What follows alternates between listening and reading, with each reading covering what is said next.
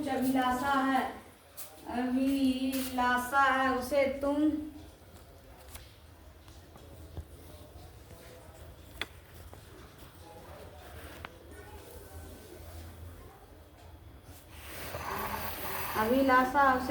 प्रेम पूर्वक सुनो। मैं एकमात्र शिव जी को अपना पति बनाना चाहती हूँ, इसमें कुछ भी सही नहीं है। मेरे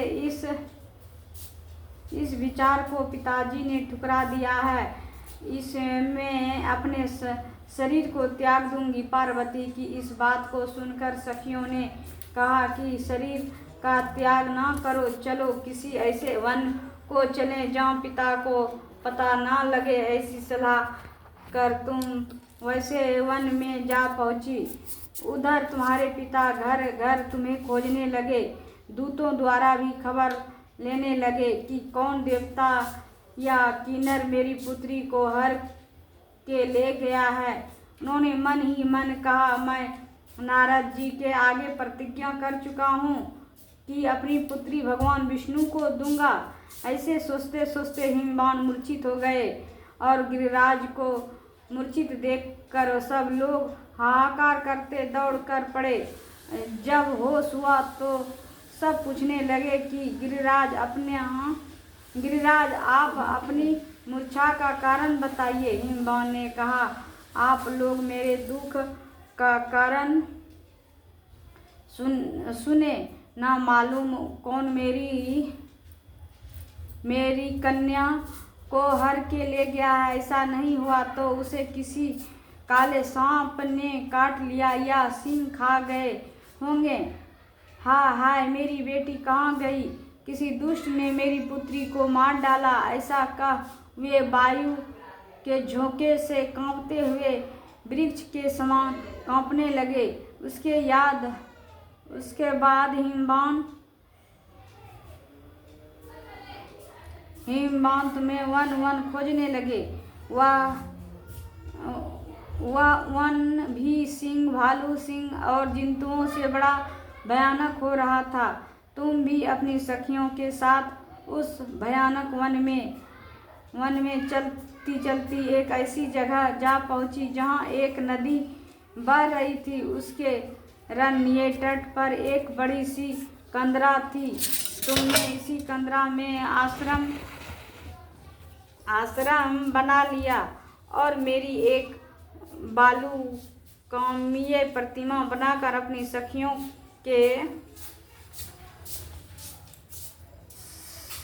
के साथ निहार रहकर मेरी आराधना करने लगी। जब भाद्रपद शुक्ल पक्ष की हस्तयुक्त तृतीया तिथि प्राप्त हुई, तब तुमने मेरा विधिवत पूजन किया और रात भर जाग कर गीत विद्या वादिति से मुझे प्रसन्न करने में बिताया। उस वक्त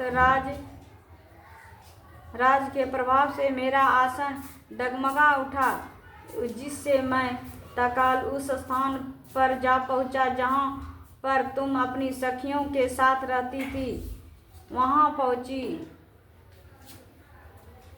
पहुँच कर मैंने तुमसे कहा कि मैं तुम पर प्रसन्न हूँ, बोलो क्या चाहती हो? तुमने कहा, मेरे देवता, यदि आप मेरे ऊपर प्रसन्न हैं तो मेरे पति बने। मेरे तथास्तु कहकर कैलाश पर्वत पर वापस आने पर तुमने वह प्रतिमा नदी में प्रभावित कर दी और सखियों के साथ उस महाव्रत का पारण किया। हिमवान भी तब तक उस वन में तुम्हें खोजते हुए आ पहुँचे। चारों दिशाओं में तुम्हारी खोज करते करते वे व्याकुल हो चुके थे, इसलिए तुम्हारे आश्रम से समीप पहुँच ही गिर पड़े। थोड़ी देर के बाद उन्होंने नदी के तट पर दो कन्याओं को सोते हुए देखा। देखते ही उन्होंने तुम्हें छाती से लगा लिया और बिलख कर रोने लगे।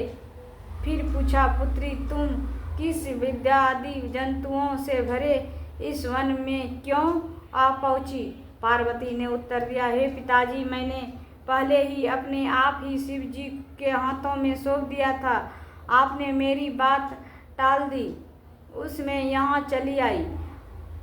हिमवान ने सांत्वना दी कि हे पुत्री, मैं तुम्हारी इच्छा के विरोध कुछ न करूँगा। वे तुम्हें अपने साथ लेकर आए और मेरे साथ तुम्हारा विवाह कर दिए। इसी से तुमने मेरा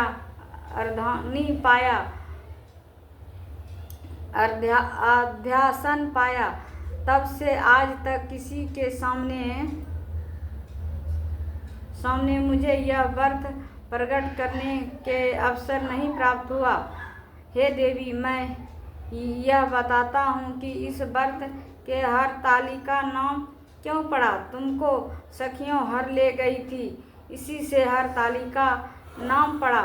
पार्वती जी ने कहा, हे प्रभु, आपने नाम तो बताया, अब इसकी विधि भी बताइए। इसका क्या पुण्य है, क्या फल है, इस व्रत कौन करे।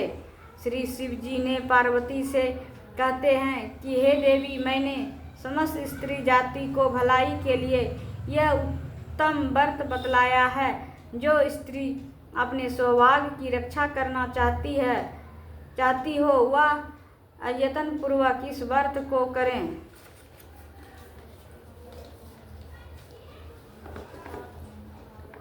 केले के खंभे आदि को शोभित कर एक सुंदर मंडप बनवावें। उसमें रंग बिरंग के रेशमी कपड़ों से चंदवा लगाकर चंदन आदि सुगंधित द्रव्यों से वह मंडप लिपवावें। फिर शंख, भैरी, मृदंग आदि बाजे बजाते हुए बहुत से लोग एकत्र होकर तरह तरह की मंगलाचार करते हुए उस मंडप में पार्वती तथा शिव जी की प्रतिमा स्थापित करें। उस रोज दिन भर उपवास कर बहुत से सुगंधित फूलों, सुगंध और मनोहर धूप, नाना प्रकार के नैवेद्य आदि एकत्र मेरी पूजा करें और रात भर जागरण करें। ऊपर जो वस्तुएं गिनाई गई है उनके अतिरिक्त नारियल, सुपारी, मेरी, नींबू, लौंग, अनार, नारंगी, इसके बाद धूप दीपादि से पूजन करें, प्रार्थना करें। हे शिवे, शिव रूपिणी, हे मंगले, सब अर्थों को देने वाली है, हे देवी, हे शिव रूपे आपको नमस्कार। शिव रूपे आपको सदा के लिए नमस्कार। ब्रह्मा रूपी आपको नमस्कार है। हे जगदात्री आपको नमस्कार है।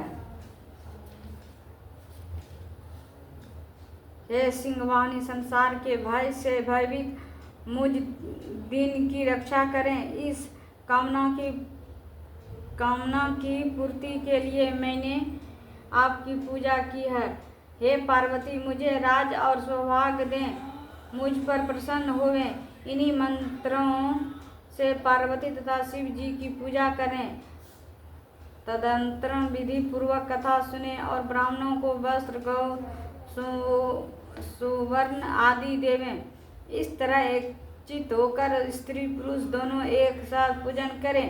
फिर वस्त्र आदि जो कुछ हो उसका संकल्प करें। हे देवी, जो स्त्री इस प्रकार पूजन करती है वह सब पापों से छूट जाती है और उसे 7 जन्म तक सुख तथा सौभाग्य प्राप्त होता है।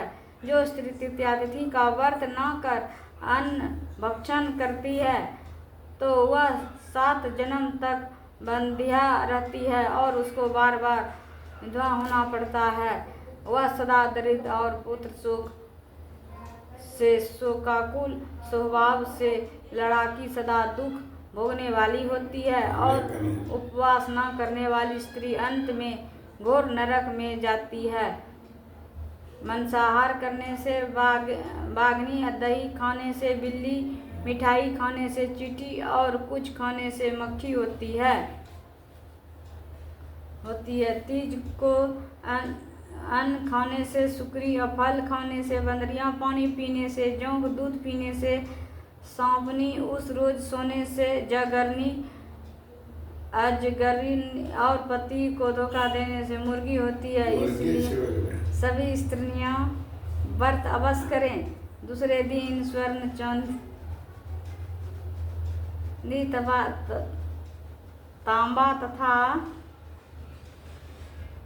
तांबा अथवा बांस के पात्र में अन्न भरकर ब्राह्मण को दान दें और पारण करें। जो स्त्री इस प्रकार व्रत करती है वह मेरे समान पति पाती है, और जब वह मरने लगती है जो तुम्हारे समान उसका रूप हो जाता है, उसे सब प्रकार के संसारी भोगों और सायुक्त मुक्ति मिल जाती है। इस हरतालिका की व्रत कथा मात्र सुन लेने से प्राणी को 1000 यज्ञ मेघ और सैकड़ों बाज पे यज्ञ करने का फल प्राप्त होता है। हे देवी, मैंने यह सब व्रतों में उत्तम व्रत बतलाया जिसके करने से प्राणी सब पापों से छूट जाता है। इसमें कुछ भी संशय नहीं है। बोल शंकर भगवान की जय, मैया पार्वती की जय। शिवाय नमः, शिवाय नमः।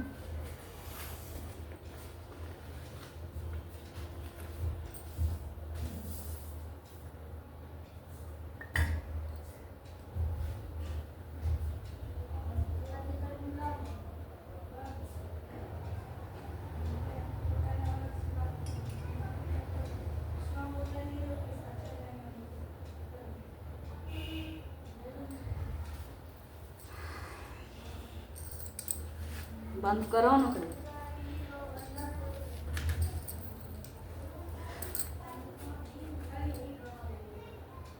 कृपं गौरं करुणावतारं संसार सारं भैरंगारं सदा वसन्तं हृदयारविन्दे भवं भवानी सदा नमामि। त्वमेव माता चुक्ता त्वमेव बन्धुसस्का त्वमेव विद्याद्रवं त्वमेव सर्वं मम देवदेव। शीश गंगर्दंग पार्वती सदा विराजत कैलासी। नंदी वृंदी नीत करत हैं गुण भक्तन शिव के दासी। दासी शीतल मंद सुगंध पवन, वह बैठे हैं शिव विनाशी। करत गान गंधर सप्त स्वर राग रागनी। मधुरासी यक्ष रक्ष भैरव जहाँ डोलत बोलत हैं मन के वासी। कोयल सब सुनावत सुंदर कर्म करत रहे गुंजासी।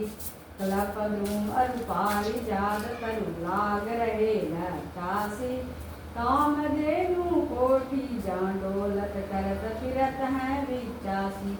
सूर्यकांत सब पर्वत शोभित चंद्रकांत सब राशि। तुरित फलक रहत है पुष्प चढ़त है बरसासी। देव मुनि जन की भीड़ परत है निगम रहत है जो नित गासी। ब्रह्मा विष्णु जाको ध्यान धरत है कटुसी हमको फरमासी।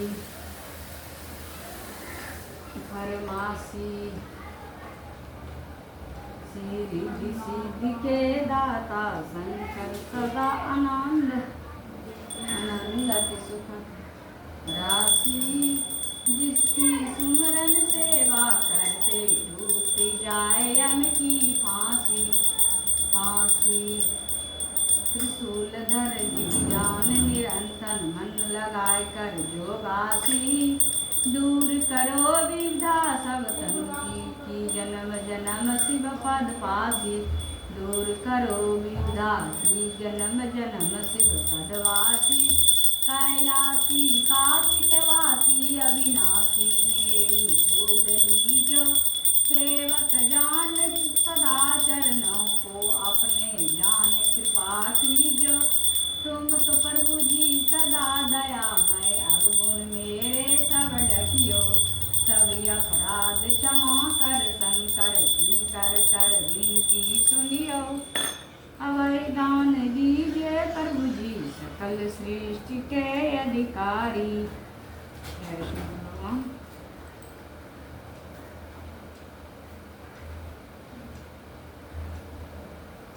शंकर जी तुम्हारे मंदिर में एक भक्त पुजारी जाती है। अपनी बागों में जाती थी मेरी पात्र की पता है ना?